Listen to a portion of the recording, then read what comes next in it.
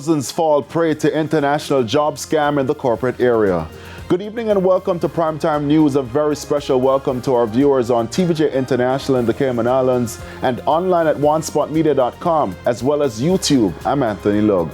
Also this evening, dangerous trend while the health minister is warning people against consuming energy drinks, and later, heightened concerns over U.S. military strikes in Caribbean waters.